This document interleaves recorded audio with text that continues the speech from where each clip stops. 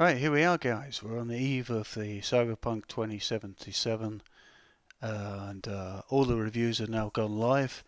So I've just been scanning through them and thought I'd put them on my channel here and show you guys with peak reviews where we're at with this game. I don't know about you guys, but I'm really excited for it to drop.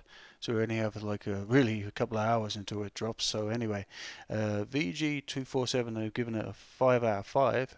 Amid such intense anticipation and scrutiny, it's easy to be carried away with Cyberpunk 2077.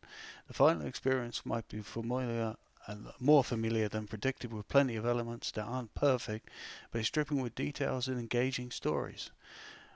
So that sounds really good. That sounds like it's kind of hitting the mark and kind of living up to all the hype. And we've had massive hype on this one, and it's been going back for the past 8 years that it's been in development, and lots of back and forth, lots of delays. So it's really cool to see this like actually coming to fruition. Eurogamer haven't actually scored it. Polygon are still working on it. Vice are still working on it. If I go to Games Radar now, so I just go there right now. So Games Radar are basically saying they're giving this a 5 out of 5. So let's see why. Let's go down to the verdict.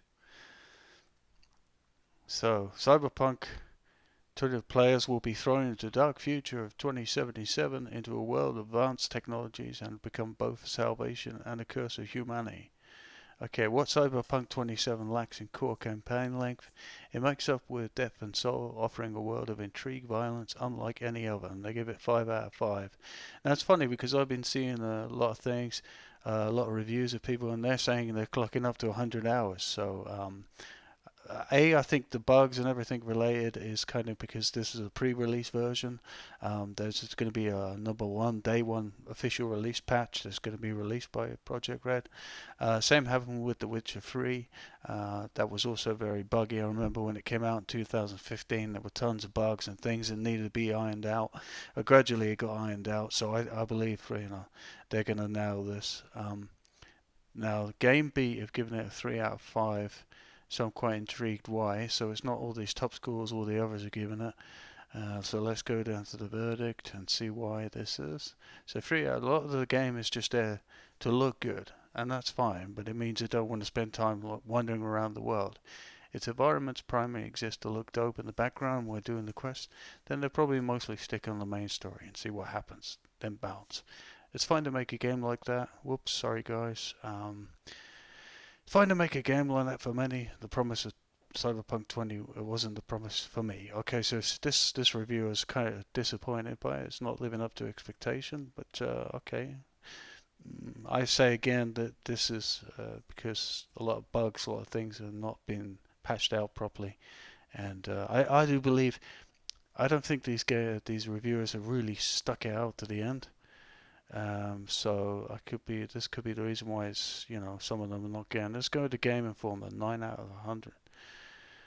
Sorry, 90 out of 100, and let's see what their verdict are. Concept: a deep RPG experience, struggles with gameplay and glitches, but exceeds in the world. Chances are a lot well. Graphics, level of detail staggering, so I was expecting very good graphics. Every street corner interior is worth examining, however visual glitches occur. Sound, playability, electronic synth. This is cool. I like that.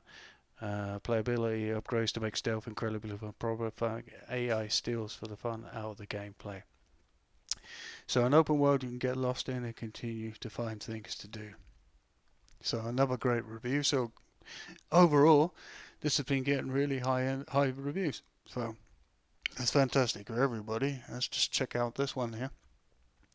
It's also got a really good review. Stunning achievement if you can overlook the glitches. Again, like The Witcher 3, we had the same situation. I think the patches will roll out with the glitches, and I think we have to swallow it for now. I don't mind the glitches. In fact, I found them very funny in The Witcher 3. So they're saying at Video Games Chronicle, an immersive, stunning and crafted RPG which has driven the bar for cinematic quality and open world games. Just be aware of the bug related issues. So same again, captivating sci-fi with strong characters, compelling nature. Side quests are just as good as the main story, so that's cool. The side quests are going to be deep, and I've heard they're going to be part of the interweave with the main stories, and they give you multiple choices. So that's very good. Just want to go back to this review here, which we had on GameSpot, because they've given it a kind of lukewarm review. Well, not lukewarm, it's still 7 out of 10. But they seem to be a bit harder on it. Now, scroll down and see why that is. I'm interested to see. Okay, the bugs are being mentioned.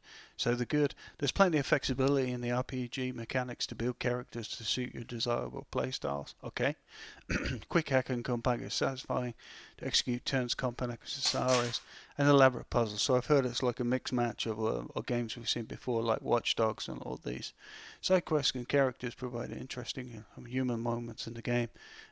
Keanu Reeves, Johnny Silverhand adds a dimension that's nearly every quest forcing you to rethink your decisions. Okay, that's the good stuff. The bad, there's so much to do that isn't meaningful. Okay, so there's a lot ends up feeling superfluous. Okay, superficial and often edgy aesthetic choices have no real purpose, which makes the game greater rather than adding anything relevant to the world.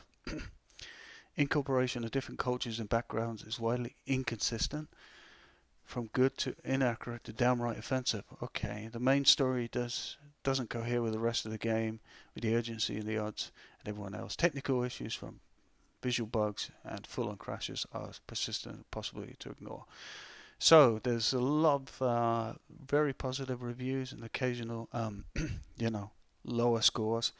Again, I think it's going to be like just play yourself, see how you feel about it. Let yourself decide on what you feel about the game. Don't be judged by reviewers. I think you have to find this out for yourself. Yeah, I hope you enjoy the game. I hope you enjoyed me just giving you insight of the reviews. Please drop comments, sub, like. Thank you very much.